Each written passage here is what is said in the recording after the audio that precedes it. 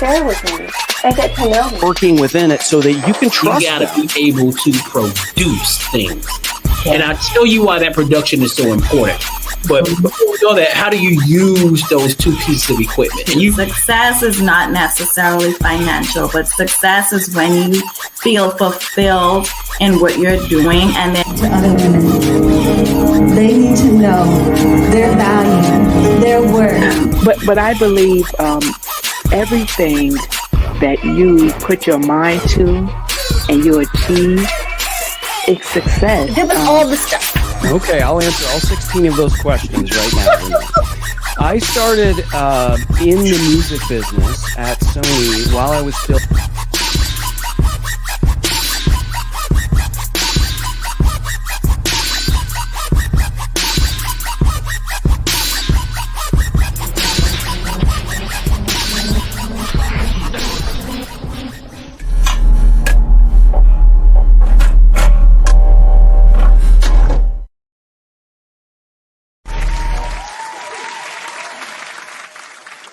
Hello, and welcome to the show.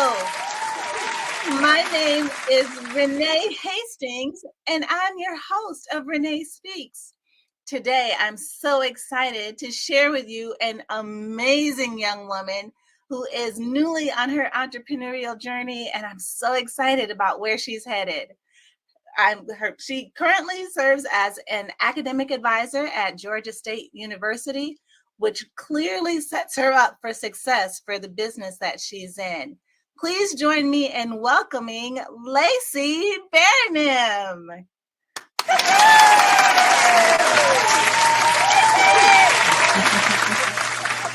Hi, how's it going?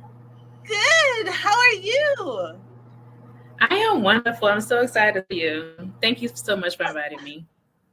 Oh, absolutely. Absolutely. I'm so excited about you and all the things that you're doing, especially in terms of higher education.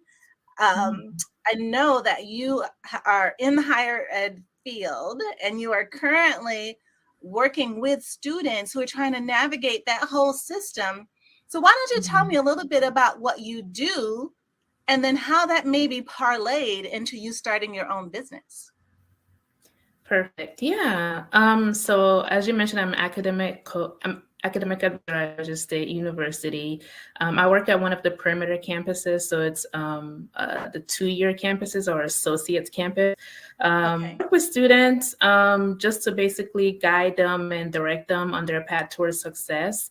Typically, on a regular day, I can meet with a student to work on an improvement plan if they're not necessarily where they need to be GPA wise, or I can work with them just to give them a pep talk at times, because some students go through a lot. Like, I cannot tell you how many times I've had a student cry in my office before I finish my sentence. Sometimes it's really just kind of guiding them to other resources like counseling.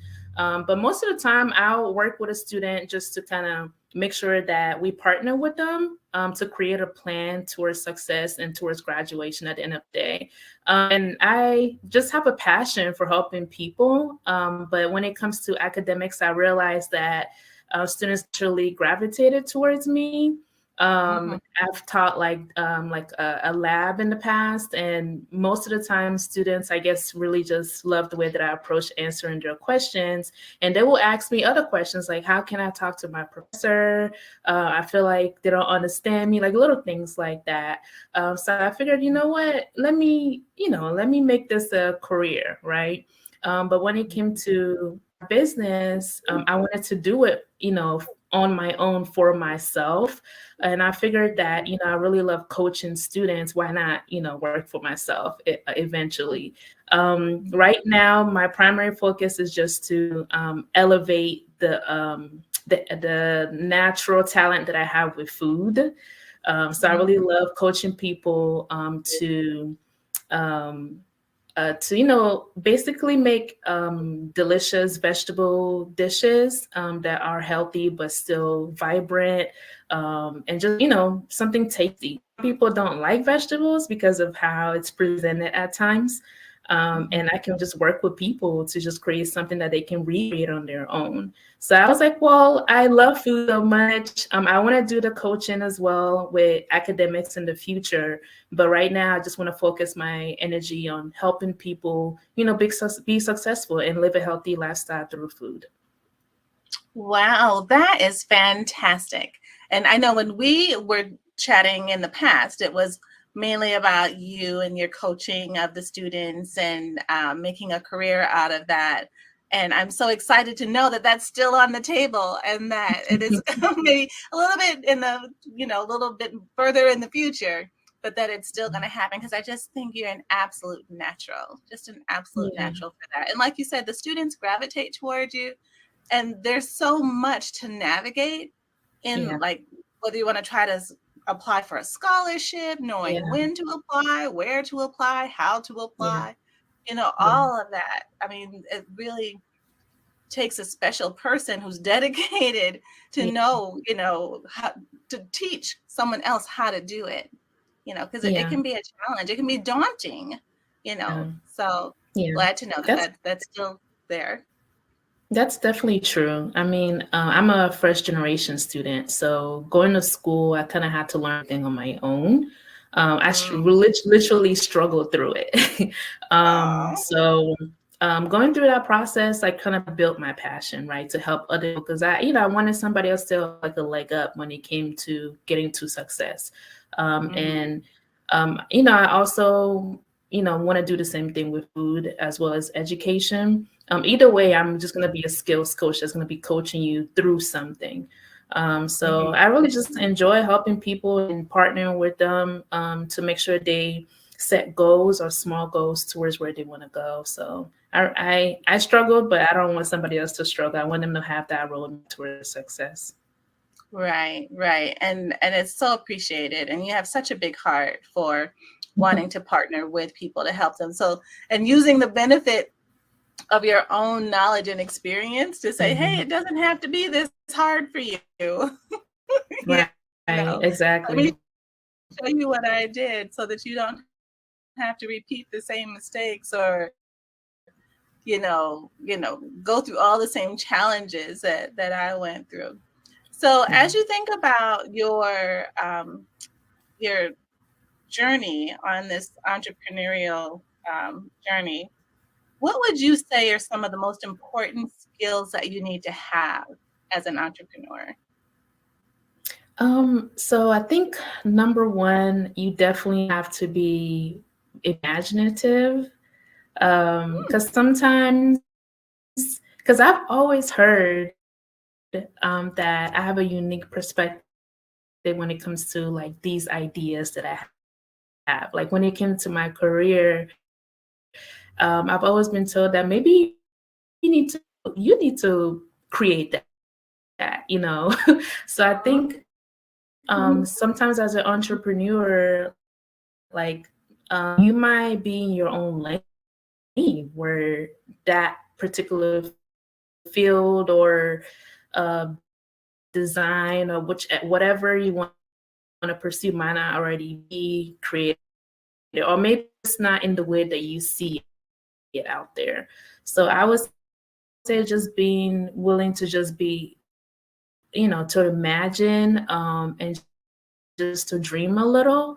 I think that's number one. So opening yourself to just imagine, I think is a number one thing for entrepreneurs and for myself as well. Another thing is just more so like learning how to organize your ideas. Sometimes we can have all these ideas in our head, but at the end of the day, like if you don't put it down on paper, to really write it out, to make sure you're comfortable with what you're actually seeing on paper, because sometimes we can struggle with how our ideas will sound on paper, but sound like, talking to other people about it. So I know for me, like I had to really take some time to like kind of redesign some of my ideas to get to a point where I can feel comfortable implementing those things. So I think those are like the top two ones that, so far that I know it's helped me, but I think will help other people as well. Right. And so have you ever gotten to the place where you put your ideas on the paper and then decided, no, this isn't what I want to do, or that this isn't, I don't want to incorporate this particular piece? Has that ever happened? Definitely. Like you said, the last time I spoke to you, I was more so focused on coaching students academically. And I was so like, because I do that at work. So I have experience in doing that, right? So I was like, naturally, I just do it for a living, right?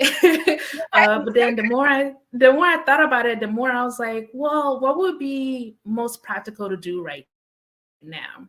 Because I was also conflicted with coaching people when it came to food.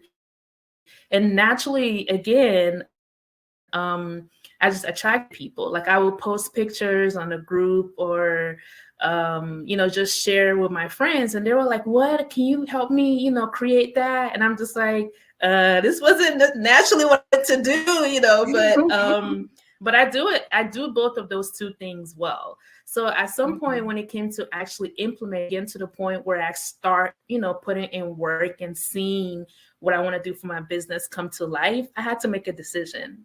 I had to, decide, am I really going to focus on both? And would that be confusing for my clients?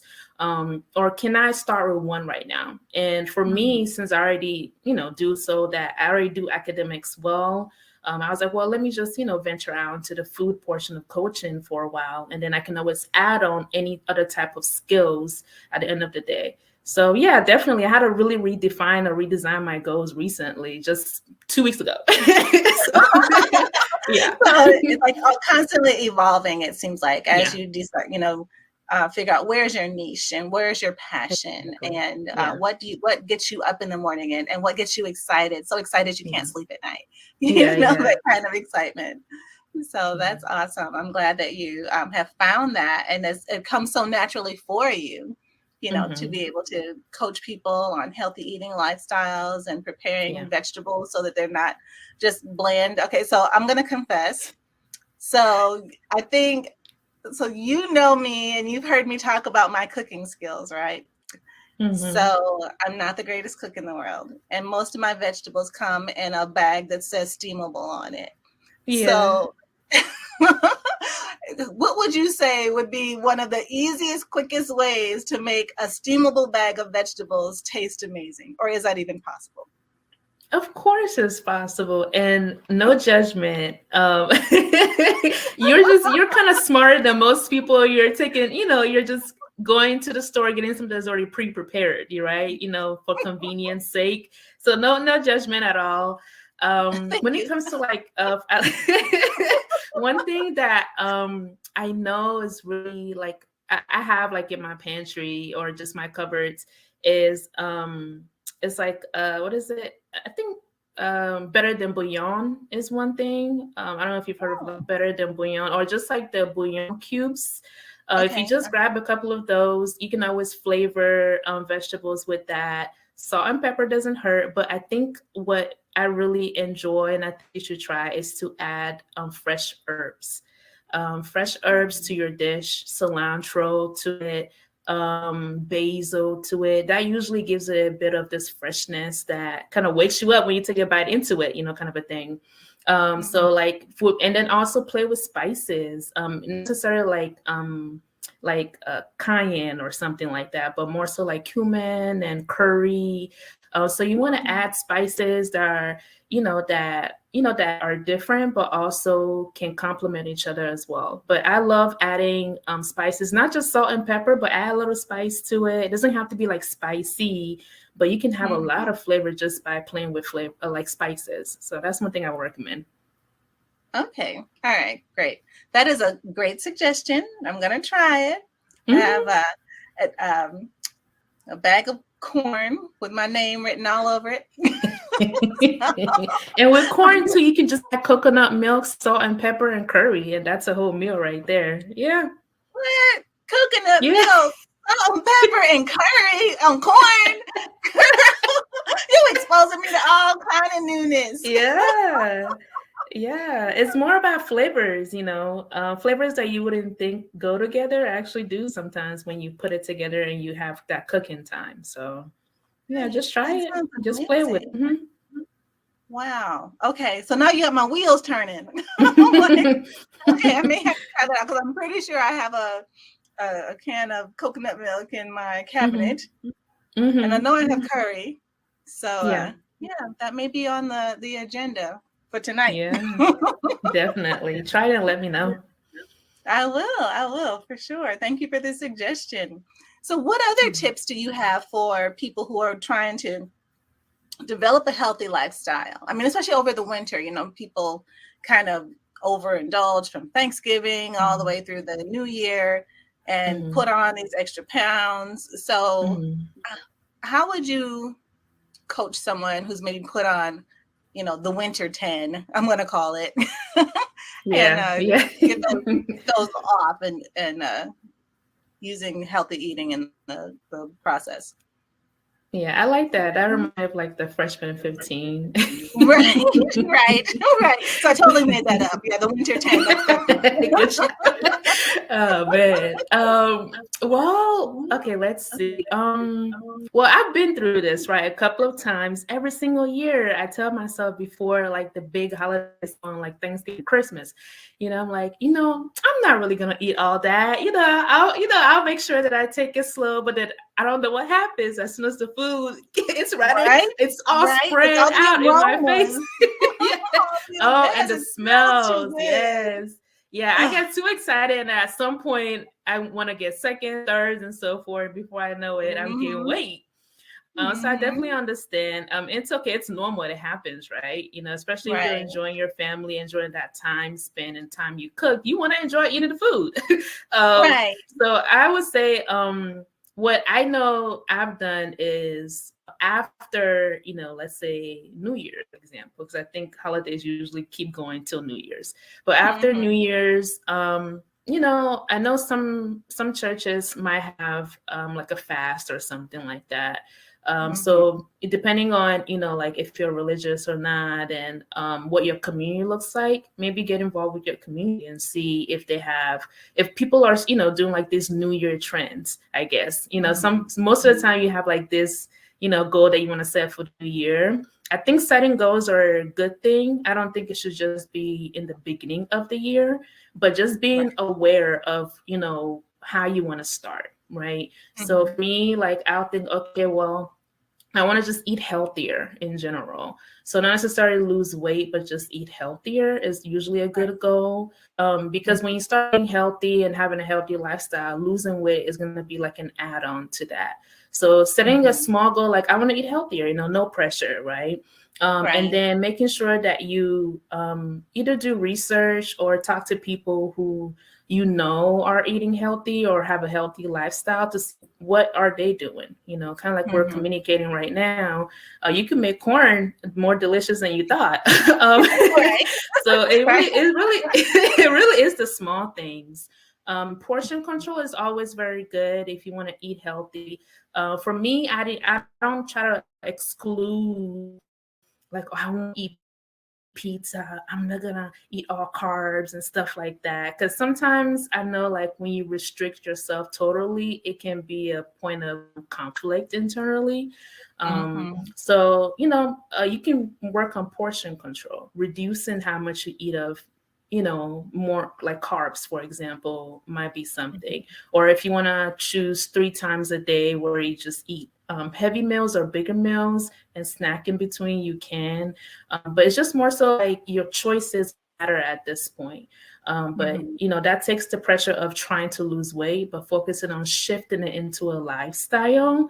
Again, it's not necessarily what you're eating. You want to eat healthy by including vegetables and more fresh produce within your day on a daily basis. But just starting reducing like specific like high, if you've been eating pizza, I guess, or I don't know, desserts, all throughout the year, and you want to start something new, maybe reducing that might be a way to start. So just starting with a small goal and just sticking to that for like, let's say 6 weeks, right?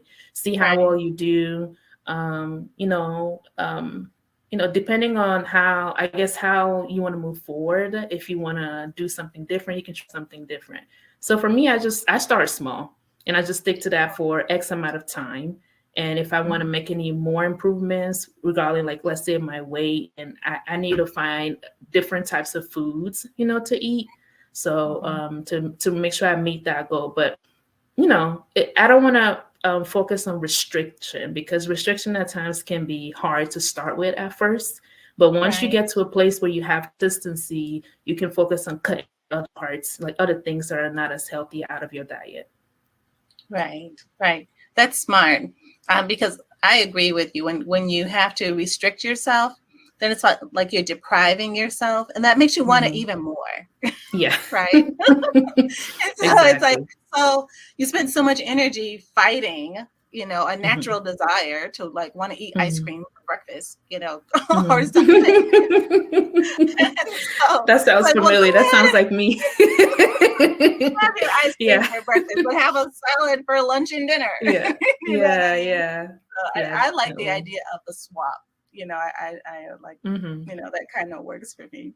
Um, so that's good. Good information and good suggestions, for just taking small steps, starting somewhere, setting goals, that's Hmm. so important. Just and consistency. I Hmm. think, there's so much value to being consistent. You said for 6 weeks, that's a long Hmm. time for some people. Hmm. So for me, I'd probably try it for a week. And if I make it, then I'm like, okay, I'm gonna try for 2 weeks, Yeah. and I keep the Yeah. goal short. And then I'm like, and then to me, that's attainable for me because it's only like a 1 week thing. Yeah. Well, even knowing in the back of my mind this is gonna last for, 6 weeks. You know what I mean? Does that make sense? Yeah, but the idea of not necessarily too much of a long-term goal, but a goal that not necessarily is unachievable, but long-term is good to have in mind. If you want Right. to break it down into smaller goals or increments towards that 6 weeks goal, is also a good thing. So you can say, for like I say 6 weeks, it was just a random number that I thought of, but that's longer than a month, right? So if you can Right. stick to this longer than a month, you've already ran into the next month, right? So that's like Mhm. you're on a roll at this point. But Right. yeah, that you can, say, let me see how I do this week and then stick to it the next week and so forth. But just know, like I was saying earlier, just because you've, let's say, haven't eaten ice cream all that, it doesn't mean that you can't eat ice cream when you switch over to seeing how long you go for the next 2 weeks. Yeah, reward yourself at the end of the week and then go back to, that goal that you have. I'm gonna go 2 more weeks and not eat ice cream, for example. Right. So just incrementally, but again, you're not necessarily depriving yourself, but you're just limiting the amount of something that hasn't really helped you to meet that goal in the long run. Right. Right. Yeah. And just being, I think, and further to that, and as the idea of being mindful of Hmm. what it is you're eating and Yeah. how much you're eating with the portion control. That is Yeah. so important, because, like I actually will use measuring cups to scoop out food that I know I should not have a whole lot of. But so I still get some, but not, Yeah. wow out and, add on, you know, 1,000 calories, because Yeah. I didn't have my measuring spoon, Yeah, and I just definitely. went ham in the dessert bowl, you know.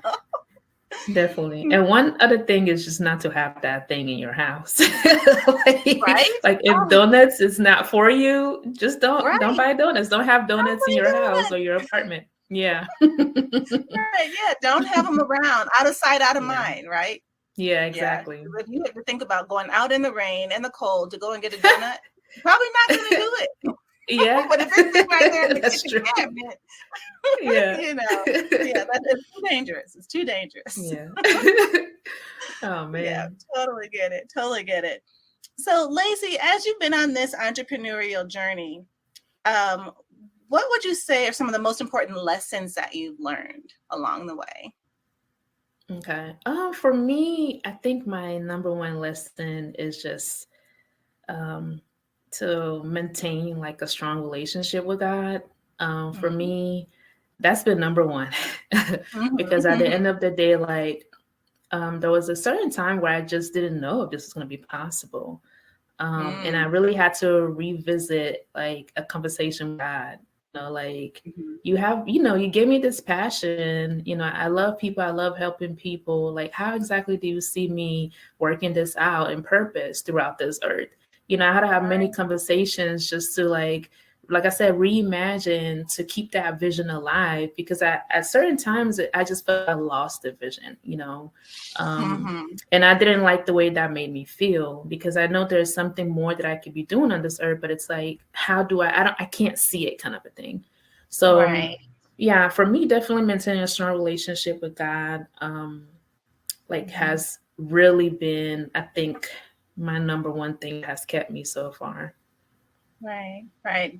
I can relate. Trust me. Very relatable. You have to be constantly in conversation, like, Lord, am I doing the right thing? Am I supposed to be going this way? Or am I supposed to be going this way? Yeah. Help us out. Please. So along those lines, so what does success look like for you, Leesi? Man, that's a big question. That is a big question. Definitely, again, number one, maintaining my relationship with God is always success.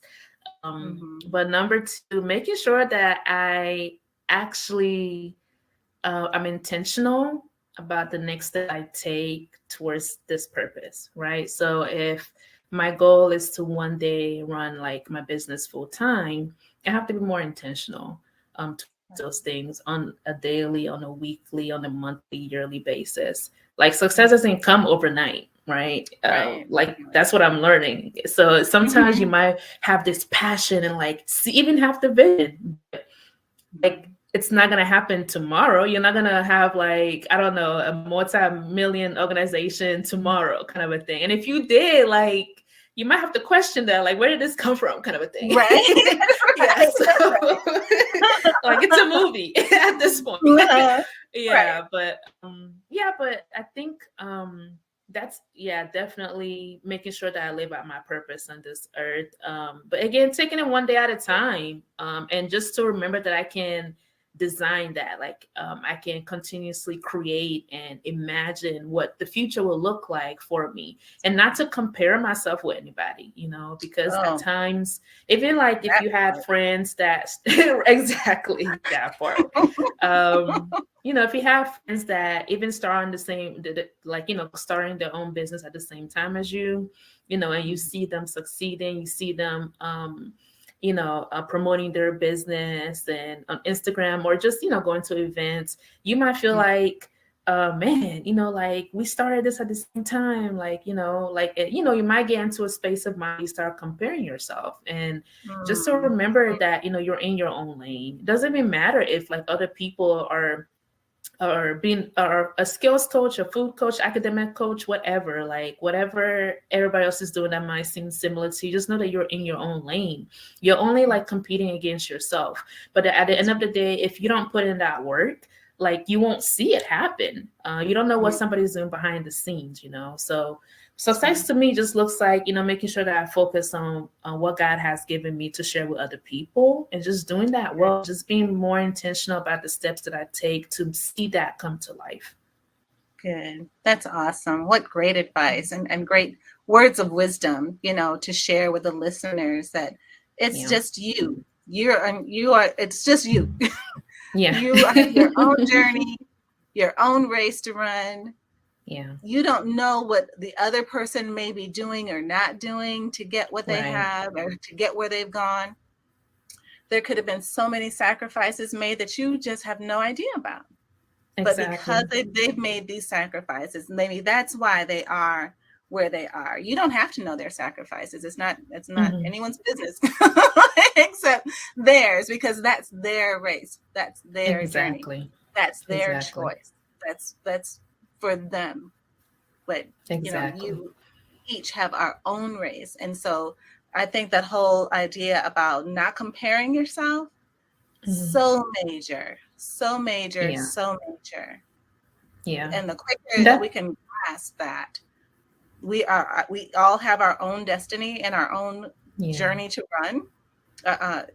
race to run, Yeah. the better we are off, and the more we can stay focused on what is for us. Exactly. And it's kind of like in a horse race.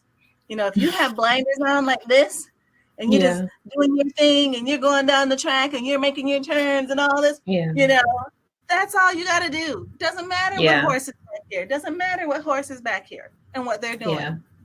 Yeah. You keep your eye on the rabbit in front. And that's what you do. You be the one to get the rabbit.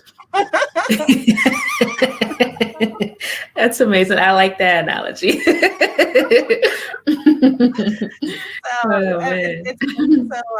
so awesome, and it helps alleviate the stress, because it's like you're not worried about all that's going on here and all that's going on out there. You're just worried about what's going on here, and that's it. Yeah. Yeah, the goal is at the end of the day is to reduce your stress levels, take the burden off of yourself, take the pressure to be this version of yourself. But if you can focus on what you're doing right now at your own pace, and just work on that, you're gonna get there. It might not look like somebody else's success, but that's because it's not. It's your own. So take ownership of that to make sure that you are being intentional in your own life and the choices you make to get yourself there. And that's all you really have to do. That's how you reach your success, right? So right. Definitely. The choices you make to get there. I'm hearing feedback. Yes, the choices you make to get there, because our lives truly are a sum of the choices we make. So thank you for putting that out there, because that's critical and crucial to know and understand. Everything is a choice. Things don't just happen to us. We make choices. So that's important to know. So as we get ready to wrap up, Leesi, how can people reach you if they need a coach, if they need a health coach, or if they need an academic coach, or if they need just some words of wisdom or advice as they start their entrepreneurial journey? How do people reach you? Yes, I think the first place you can check is Instagram. And nowadays, everybody I feel like is on IG. But if you just go ahead and add lucky_food, you will see me on Instagram. If you want to connect with me on a personal level, you can just add Leesi Barinem. And those are two main ways to connect with me nowadays. Okay, got it. So we just flashed them up on the screen for those watching the replay. At Leesi Barinem for IG, and at luckyu_food on Instagram as well. So in the closing, what's in the future for Leesi Barinem? Honestly, I'm really enjoying this journey. I was really excited in January when I got a client. So it's just really interesting how just like sharing a picture of food that I made attracted people to want to contact me. So I'm really excited just to build up my clientele this year. So just to hit those goals, but again, work on developing my Instagram page. So just these are little steps. So these are little steps. That will lead to that overall vision at the end of the day. I'm just excited to just start and get it going, because I've had this vision for a while, but didn't expect it to start off this way, right? So I'm really excited about this year, just to connect with more people in general too, and maybe partner with some people who are also doing things on Instagram would be really cool. Nice. Well, Leesi, it has been truly amazing, an amazing honor to share time with you. I know you have a super busy schedule with all the things that you have going on, and I truly appreciate all the time that you've taken with us to share with our listeners, give them some great tips and tricks on how to navigate this whole entrepreneurial journey, how to navigate moving toward a healthier lifestyle, which is so important. Healthier lives usually mean longer lives. And we have a whole lot to offer this world, and we want to live as long as we can. And we start by keeping our quality of life up here by making healthy food choices. So thank you so much for sharing with us, and thank you for your time. And I hope you have an amazing day and wish you nothing but super success in the future. Thank you so much, Renee. I really enjoyed talking to you. All right. Bye.